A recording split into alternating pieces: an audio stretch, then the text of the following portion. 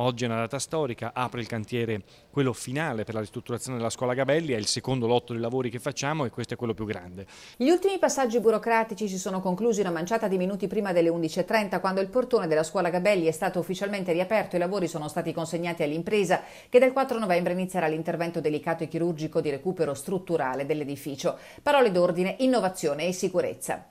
Con una grande attenzione a preservare quelli che sono gli aspetti storici, ma soprattutto alla valenza, proprio a quello che è il vero significato della scuola Gabelli. Conservare innovando il motto della storica educatrice Pierina Boranga, che negli anni 30 fece delle scuole Gabelli un unicum in Italia e che dal 2021 accoglieranno un ciclo educativo unico, primi passi materna e elementare.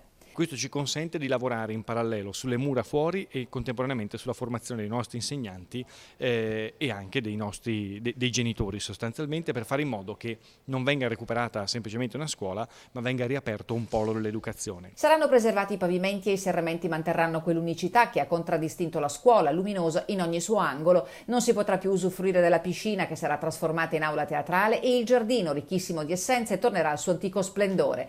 Per l'impresa, che si occuperà contestualmente dei lavori alla Crepadona, una nuova sfida in città dopo l'intervento realizzato a Palazzo Bembo. Abbiamo avuto l'aggiudicazione sia di tutti e due i lavori.